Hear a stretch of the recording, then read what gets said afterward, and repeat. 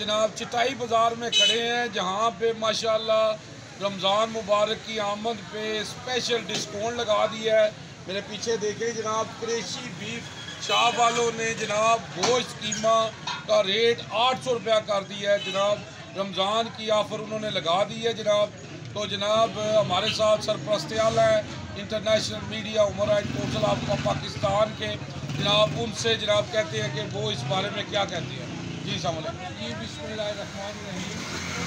دیکھیں ہمارے رمضان شریف کی آمد ہے اور الحمدللہ مسلمان ہیں، تو جو لوگ حقیقی مسلمان ہیں اور اللہ پاک کی مہربانی سے اسلام کو سمجھتے ہیں اور نبی کریم صلی اللہ علیہ وسلم کے اسوہ حسنہ کو بھی سمجھتے ہیں، کیونکہ ہمارا قرآن پاک فرقان حمید جو ہے یہ سارا ہی جو ہے ان چیزوں سے بھرا پڑا ہے، کہیں بے ایمانی نہ ہو، رشوت نہ ہو۔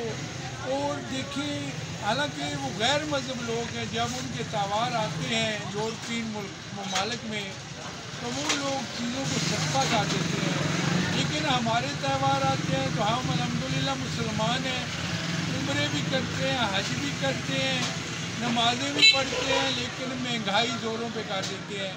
تو میں ماشاءاللہ قریشی صاحب جو یہ بیف کی دکان ہے ان کی، ماشاءاللہ انہوں نے 800 روپے کلو گوشت کر دیا ہے، اور الحمدللہ یہ کہتے ہیں کہ یہ اللہ کے حکم سے یہ صدقہ جاریہ ہے۔ میں الحمدللہ مسلمان ہوں، اور مسلمان ہونے کے ناطے میرا یہ فرض ہے کہ ماہ رمضان شریف کی آمد ہے، بلکہ ماہ رمضان شریف سے پہلے بھی ان کا جو کاروبار ہے اللہ پاک نے اس میں وسعت عطا کی ہے، ان میں برکت عطا فرمائی ہے، کیونکہ ان کا نظریہ صحیح ہے۔ جب اللہ پاک ایسے لوگوں کو دیکھتے ہیں جو اندر سے صحیح ہیں اور حقیقی خدمت کرنے والے لوگ ہیں، وہ ہمیشہ آپ نے دیکھا ہوگا کہ سچائی کی جیت ہوتی ہے۔ ہمیشہ سچائی والے آدمی کی جو رزق کی فراوانی ہوتی ہے، اور اللہ پاک رزق میں برکت ڈالتے ہیں۔ یہ نہیں ہے کہ کسی کی چیز اٹھا کے لے جاؤ، اس کے ساتھ جبر کرو، یا کسی چیز چوری کر لو تو کہو کہ یہ برکت، یا کسی سے فراڈ کر لو، دھوکہ کر لو، کسی کو چھچڑے ڈال دو۔